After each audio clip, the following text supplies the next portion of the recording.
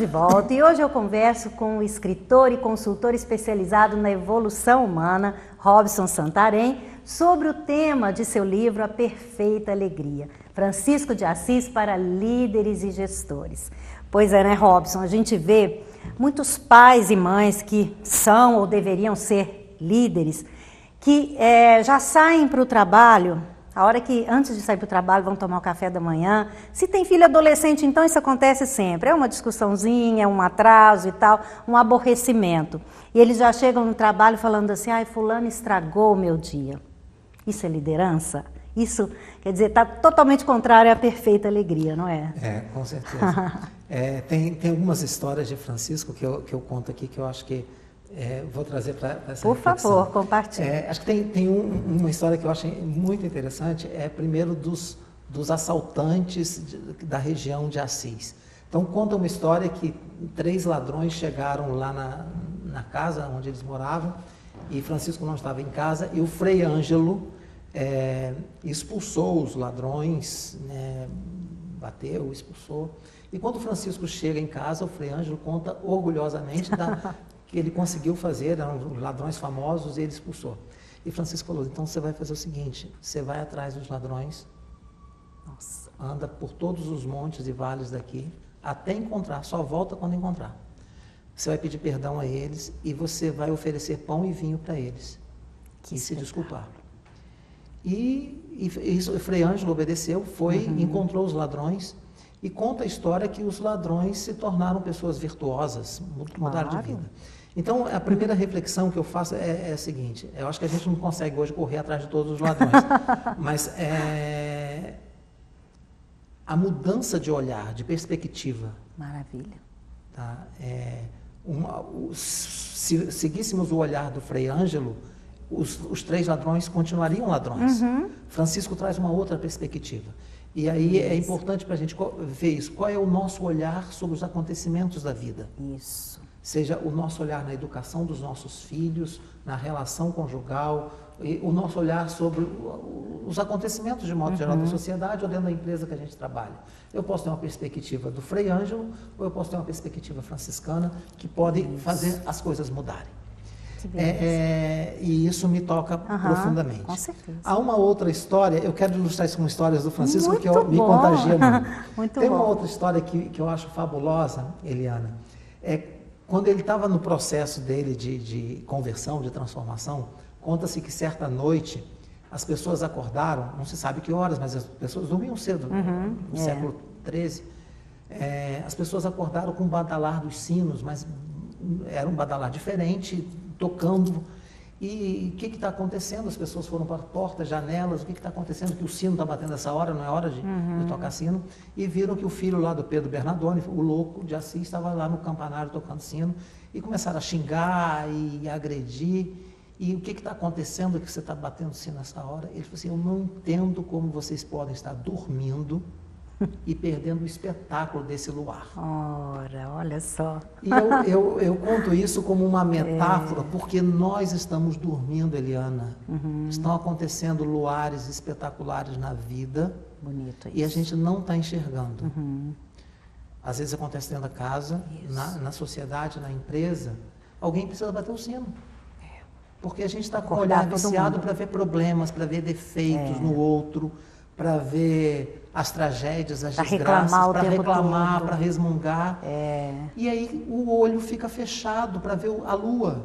Exatamente. Quer dizer, esse luar espetáculo aqui são as grandezas, a beleza da vida que está acontecendo ao nosso lado. As riquezas que nós temos. E a gente não vê. Não vê. Então, dentro de uma empresa, às vezes está muito mais preocupado para ver o defeito de quem é a culpa, onde está o erro e onde está o acerto.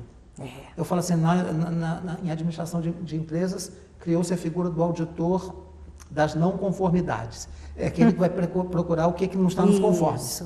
E o auditor da conformidade? Para poder elogiar, incentivar, para que aquilo continue cada vez melhor. É verdade. Então, nós precisamos... Boa reflexão. Encontrar a beleza. Dentro de casa também acontece a mesma coisa, porque o homem e a mulher que estão dentro da empresa é o pai e a mãe, é o jovem que está dentro de casa. O marido e a esposa. Então, nós precisamos olhar também, esse olhar franciscano, para ver essa lua brilhando dentro de casa. Tem defeitos? Tem problemas? Claro, tem. Mas se a gente tiver uma perspectiva positiva, e aí a gente tem toda a referência da psicologia positiva e outras ferramentas que cada vez mais usamos em empresas, como a investigação apreciativa, que é investigar o que é apreciável, o que há de bom, o que é de belo, nós podemos fazer uma transformação. E eu acredito que o caminho é esse. E aí eu penso que, como líderes, nós teremos a responsabilidade de acordar as pessoas para ver o que está acontecendo de bom no mundo, na nossa vida.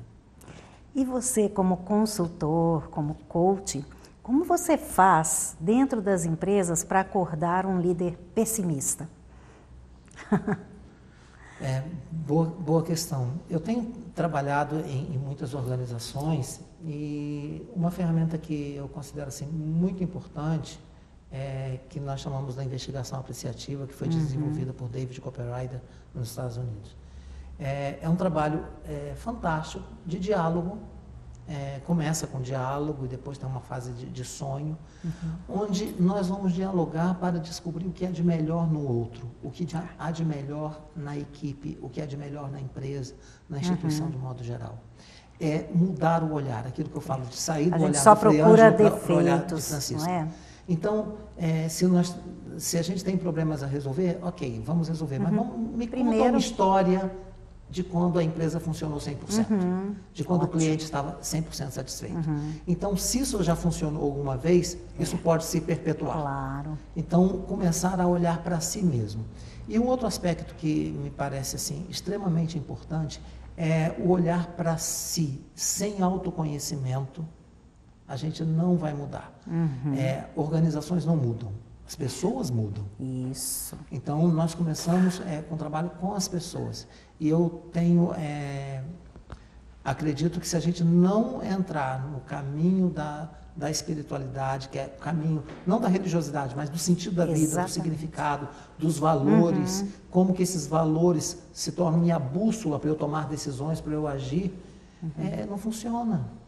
Não funciona. Uma vez, numa empresa, eu fazia trabalhos de identificação de valores, as pessoas trabalhavam isso e depois, ao longo do workshop, viam as próprias contradições, né?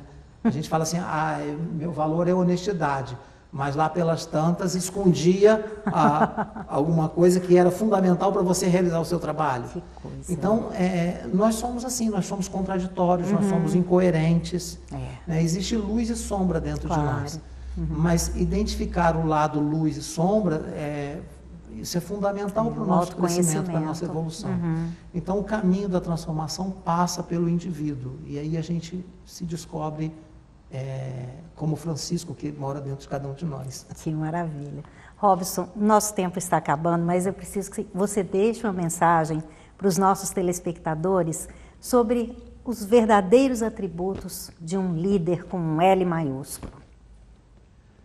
Nossa, é muita coisa, mas eu vou dizer algo que talvez fuja um pouco disso aí, mas para mim ele vai sintetizar. É importante. Quando sabia-se que Francisco estava já moribundo, o Frei Leão, que era um grande companheiro, pediu a ele um presente, uma lembrança. Pediu a ele uma bênção. E isso está guardado até hoje. Ele escreveu num papel, diria hoje num papel de pão, a bênção para Frei Leão. Eu digo que bênção é o que há de melhor que alguém pode fazer para o outro. Não é deixar uma caderneta de poupança, ações ou imóveis, nada disso.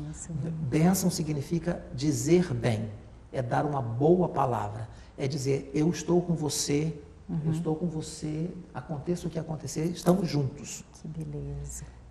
Nós perdemos na modernidade a dimensão da bênção. Lá na roça, eu sou da roça, a gente aprendeu benção mãe, benção pai, benção avó, benção avô.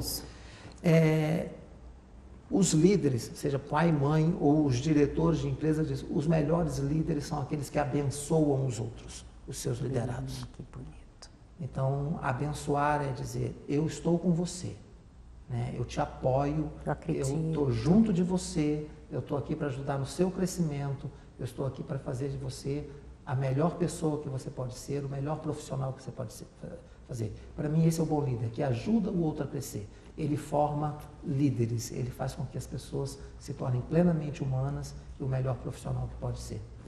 Que maravilha! Bom, nós temos muita coisa para dizer, mas vai ficar para uma próxima entrevista. Foi muito bom falar com você, muito Robson. Obrigado. Claro, o seu livro eu já estou terminando de ler, estou amando. Obrigado, e vou ler o outro também. E os outros, e tem mais um que vai vir logo, logo, Isso. não é? E para você saber mais sobre o nosso convidado, Robson Santarém, sobre os seus livros, acesse www.anima.com.br. Anima, você está vendo aí, termina com H. Ou você pode ligar para DDD 21 2607 9317, aqui no Rio de Janeiro. Hoje, você e eu tivemos a oportunidade de conhecer mais sobre a vida e os exemplos de liderança de São Francisco de Assis. Quanta história interessante, no livro tem muito mais. E que você possa agora, então, usar esses modelos na sua vida pessoal, na sua vida profissional. Como diz o escritor Roberto Vieira Ribeiro, o líder que é líder, não por imposição do cargo, mas por coerência da prática, fatalmente é pai de muitos rebentos, porque assume para si a prazerosa responsabilidade de enxergar qualidades, estimular ajustes, estabelecer limites, antecipar cenários e apontar caminhos. Finalizando o programa de hoje, eu quero convidá-lo a dar um passeio em meu site e se inspirar mais, www.elianabarbosa.com.br. E para você assistir aos meus programas que já foram ao ar, é só acessar o link do programa Eliana Barbosa e você, aqui no site da TV Mundi, e clicar em Galeria de Vídeos. Muito obrigada por sua carinhosa audiência, um beijo no seu coração e até o nosso próximo encontro.